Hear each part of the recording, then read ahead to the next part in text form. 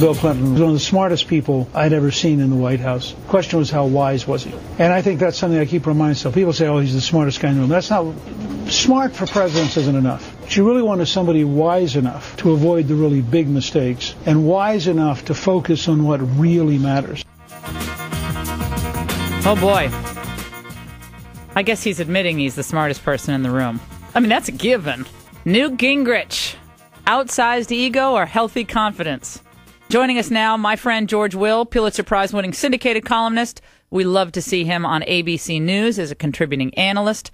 George, well, this is fun. I know you have written about Mitt Romney as the kind of the ultimate manager, has a functionary approach to governance. But what do you make of this Newt Gingrich rise, given how many enemies he has in this town and how kind of a big government conservative he's been over the years? Well, passing over the fact that the phrase big government conservative should by now be a kind of oxymoron. True. And passing over the fact that he's not just for big government, he's for every intellectual fad that comes along, blown about by gusts of wind from the futurism of the 90s to Lean Six Sigma today, whatever it is. But go back for a moment to that wonderful quote you just had from him about the smartest man in the room. You know, there's a movie made called The Smartest Guys in the Room. It's about the Enron debacle. Maybe there's a sequel coming for the United States debacle. But what Mr. Gingrich says, it's not enough that he, by inference, is the smartest guy in the room. He also has to be wise. Now, you can associate many things with Newt Gingrich, but wisdom isn't one of them. Surely, the Republican nominating electorate should understand the fact that people have patterns. Don't expect the patterns to go away. Expect the patterns to manifest themselves again. And if Newt Gingrich has any pattern at all, and he does, it is a pattern of getting himself into trouble because he thinks he's the smartest guy in the room. Well, when Newt Gingrich comes on television and says, I will be the nominee, I am the conservative alternative to Romney, do you believe he believes that? I do. Sure, but remember, this man is a combination of Churchill and de Gaulle to begin with. He's the embodiment of a nation in deep peril. The stage has to be lit by the fires of crisis and grandeur to suit Newt Gingrich. So I think he absolutely believes it. So why is he up so far in the polls? Is it just people are not thrilled about Romney? He's not passionate enough? Yes, it's partly his turn. It is these updrafts keep occurring and keep sweeping people up because there is this tremendous resistance to Mitt Romney in the Republican nominating electorate. Now, word of caution: we haven't heard from any voters yet. Soon we shall. And the Romney people have said, and some of these Romney people are quite experienced and seasoned and grown up. Some aren't, but some are. And they say, look, what will produce enthusiasm is winning. That's not that enthusiasm is going to produce winning, but winning is going to produce enthusiasm for Romney. And I suppose it could be the case. But so far, the political story of the year is how many directions a majority of Republicans are willing to go in order to avoid going in Romney's direction. Yeah, I mean, that's just, it's sad, isn't it, really, at some point? I mean, at this perilous time for our country, at a point in time where conservatives really believe it's time to reestablish what conservatism means for a new generation after years of George Bush expanding government, taking us into, far-flung adventures around the world. And at the end, I mean, he's a nice guy, but wrecking the Republican Party and turning the White House over to the most radical person ever to probably step into the White House. And we're trying to, recover from that.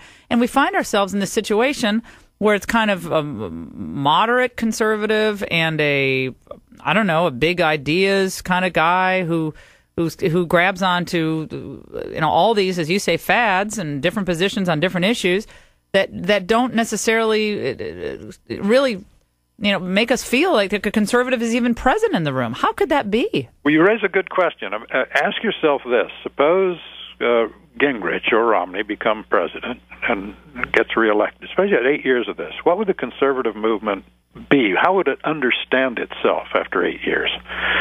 I think what would have gone away, perhaps forever, is the sense of limited government, 10th Amendment, Madisonian, government of limited delegated and enumerated powers, the sense that conservatism is indeed tied to limitations on federal authority and the police power wielded by Congress. That would all be gone, and it's hard to know what would be left. What's the biggest policy mistake of Newt Gingrich while he was Speaker, and also the ideas he embraced after he was Speaker?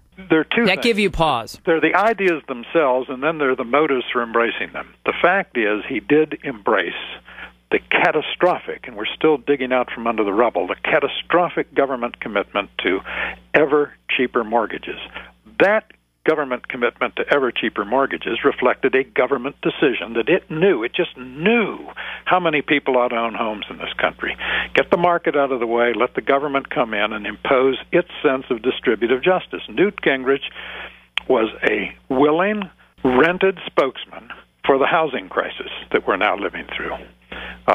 So there's the ideas, and then there's the reason he gave for doing them. I mean, ethanol. He goes to Iowa and he says opponents of ethanol are, quote, big city folks, close quote, who don't like farmers. Please. Al Gore has repented his enthusiasm for ethanol.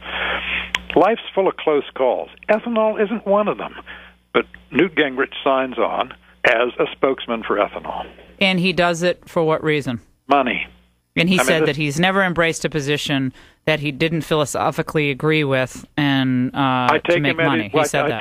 I'll take him at his word on that. I mean, if he says he believes in ethanol, so much the worse. If he says he believes in what Freddie Mac and Fannie Mae were doing, so much the worse. Now, he says he was getting paid $30,000 a month for about an hour's worth of work as a historian. Figure that out. He says he told him it was a bubble, it was all insane. Journalists have yet to find anyone at Fannie Mae or Freddie Mac who remembers him doing that.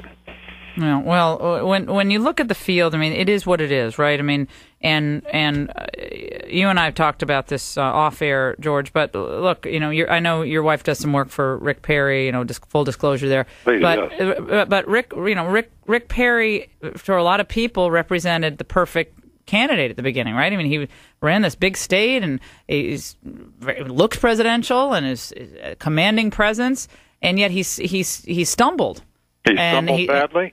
He stumbled badly in the place where you couldn't stumble in the 2011-12 cycle. That is in these debates that have become, in my judgment, absurdly important because they really test almost nothing germane to the performance of presidential duties. But there you are. Things are what they are, and the debates have become central, and Rick Perry has not done well. Could there be a moment, even at this late date, where the heat that's being brought to bear on Newt Gingrich now with his past policies, his statements, his embrace of these big ideas, big government solutions and government programs, could there be room now for someone like a Perry to step in as the true conservative alternative to the more moderate Mitt Romney? I think there could be, but right now the clock is the friend of Newt Gingrich, that we are hurtling toward the Christmas break when people will take a pause from thinking about politics. As soon as they get out from under New Year's, bang, here come the Iowa caucuses, quickly New Hampshire. So at this point, Newt Gingrich is, as I say, perhaps saved by the clock. I think it's not beyond imagining that Rick Perry could be revived. I think if you look at Jon Huntsman's record, what he's laid out, his proposals for taxes and the economy, his opposition to No Child Left Behind and other measures, you can make a case that he deserves a searching second look from conservatives. Huntsman's position on foreign policy is the most conservative. That is, it is the most modest in assessing the need and ability of the United States to control distant events.